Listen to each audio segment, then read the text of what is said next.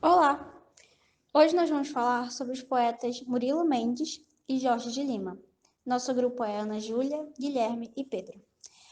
Bom, como nós vamos falar sobre poetas da segunda fase do modernismo, nada mais justo do que explicarmos o que foi o modernismo. O movimento modernista no Brasil ocorreu em três períodos que vão de 1922 a 1945.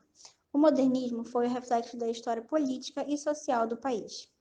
É a partir da Semana da Arte Moderna que o modernismo toma consciência no Brasil. E nesse momento temos a literatura e a arte como resultado das mudanças na política, economia e cultura na sociedade brasileira. Na segunda fase do modernismo, os interesses por temas nacionalistas, o romance focado diretamente nos fatos, o romance de caráter documental e na poesia no pessimismo, individualismo e no isolamento são as características que predominam. Contexto histórico. A segunda fase do modernismo, que se estendeu de 1930 a 1945, foi reflexo de um conturbado momento histórico, uma herança da depressão econômica, do avanço do nazifascismo, da expansão do comunismo e da Segunda Guerra Mundial. No Brasil, deu-se a ascensão de Getúlio Vargas e a consolidação de seu poder com a ditadura do Estado Novo. Murilo Mendes foi um poeta brasileiro. Fez parte do segundo tempo modernista. Murilo Monteiro Mendes nasceu em Juiz de Fora, em Minas Gerais, no dia 13 de maio de 1901. E em 1920 passou a colaborar com o jornal A Tarde de Juiz de Fora, produzindo artigos para a coluna Crônica Mundana. Em 1924 passou a escrever poemas para as duas revistas modernistas, Terra Roxa e Outras Terras e Antropofagia. Em 1930 lançou seu primeiro livro, Poemas, revelando nessa primeira fase de sua poesia a influência do movimento modernista, quando aborda os principais temas do modernismo brasileiro dos anos 20, como o nacionalismo, o folclore, a linguagem coloquial, o humor tinha grande preocupação social e analisava o destino do ser humano. Em 1934, converteu-se ao catolicismo e integrou o chamado Grupo de Poetas Religiosos, do qual faziam parte Cecília Meirelles, Vinícius de Moraes, Jorge de Lima, Augusto Frederico, entre outros. Foi grande defensor da liberdade política e estética.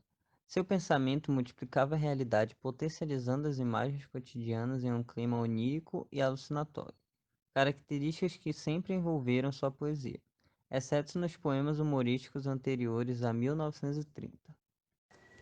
A poesia, nesse período, traz uma temática mais politizada, resultado nas profundas transformações, como também surge uma corrente mais voltada para o espiritualismo e o intimismo, como fruto dessa inquietação, como é o caso da segunda fase da poesia de Murilo Mendes. Murilo Mendes utiliza a linguagem coloquial e os neologismos para compor seus textos.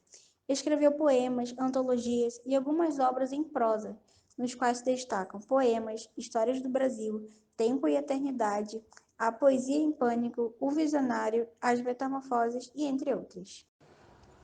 Ele foi considerado por muitos como a principal representante do surrealismo na poesia, apresentando também traços na poesia social, além de conteúdo relacionado ao novo barroco e ao cristianismo. Analisando suas obras, é comum encontrarmos a linguagem coloquial e diversos neologismos. Um dos tipos de poesia que Murilo Mendes fazia era a poesia religiosa, como, por exemplo, o poema espiritual. Eu me sinto um fragmento de Deus, como sou um resto de raiz, um pouco de água dos mares, o braço desgarrado de uma constelação. A matéria pensa por ordem de Deus, transforma-se e evolui por ordem de Deus. A matéria variada e bela é uma das formas visíveis do invisível. Na igreja há pernas, seios, ventres e cabelos. Em toda parte, até nos altares. Há grande força de matéria na terra, no mar e no ar, que se entrelaçam e se casam reproduzindo mil versões dos pensamentos divinos. A matéria é forte e absoluta. Sem ela não há poesia. Poesia surrealista. Título: Solidariedade. Sou ligado pela herança do espírito e do sangue, ao martir, ao assassino, ao anarquista. Sou ligado aos casais na terra e no ar, ao vendeiro da esquina, ao padre, ao mendigo, à mulher da vida. ao mecânico, ao poeta, ao soldado, ao santo e ao demônio, construídos à minha imagem e semelhança. Murilo Mendes faleceu em Estório, Portugal, no dia 13 de agosto de 1975. Agora vamos falar sobre Jorge de Lima. Jorge Mateus de Lima nasceu no dia 23 de abril de 1893, na cidade alagoana de União dos Palmares. Passou sua infância em sua cidade natal e, em 1902, mudou-se com sua família para a capital, Maceió. No jornal do colégio, ele já escrevia poemas. E em 1909, Jorge ingressou no curso de medicina em Salvador e terminou a graduação no Rio de Janeiro. Trabalhou na área e, paralelamente, foi se aprofundando na literatura. E em 1930 se mudou para o Rio e trabalhou como médico e professor de literatura. 5 anos depois foi eleito governador do estado. Jorge de Lima escreveu textos em versos, poemas e prosas, ensaios, peças de teatros, romances e biografia da cultura brasileira. A carreira poética de Jorge de Lima foi múltipla. Passou por várias fases temáticas. Iniciou-se no movimento parnasiano e no final da década de 20 acercou-se de técnicas do modernismo, em especial do verso livre. Cultivou temas relacionados à paisagem nordestina, como o folclore, a flora e a fauna local, a infância, a miséria do povo e a consciência social. Tendo o poeta se convertido ao catolicismo em 1935, sua obra se volta para a defesa da causa cristã. Valeu-se da religiosidade como forma de sustentação ideológica. Procura dar aos poemas religiosos uma superior qualidade estética, deixando muitos leitores insatisfeitos.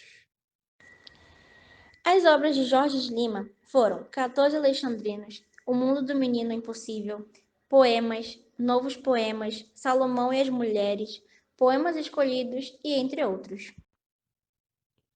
Ao aderir ao modernismo, sua poesia revela temas telúricos de origem popular e africana. O ponto alto dessa fase negra, ou nordestina, é o poema Essa Negra Fulô, de 1928. Depois, na fase religiosa, seus poemas apresentam traços de religiosidade manifestados em poemas. Em Poema do Cristão, emprega paradoxos, evocações e enumerações que dão à linguagem força bíblica, atingindo dimensões místicas.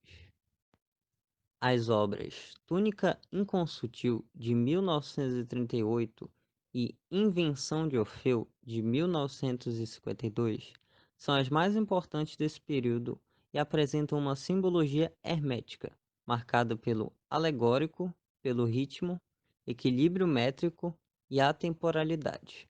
Seus poemas religiosos revelam aspectos contrários que se aproximam de alucinações com qualidades surrealistas.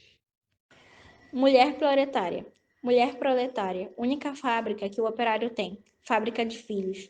Tu, na tua superprodução de máquina humana, forneces anjos para o Senhor Jesus, fornece braços para o Senhor burguês.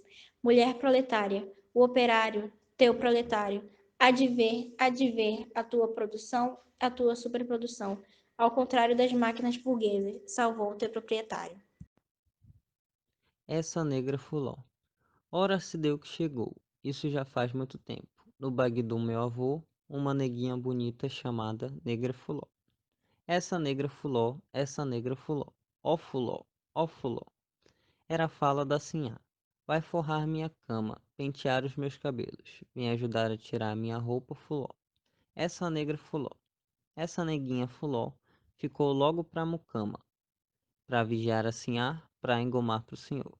Essa negra fuló, ó fuló. Era a fala da sinhá. Vem me ajudar, ó fuló. Vem abanar o meu corpo, que estou suada, fuló. Vem coçar minha coceira. Vem me catar cafuné. Vem balançar minha rede. Vem me contar uma história, que estou com sono, fuló. Essa negra fuló.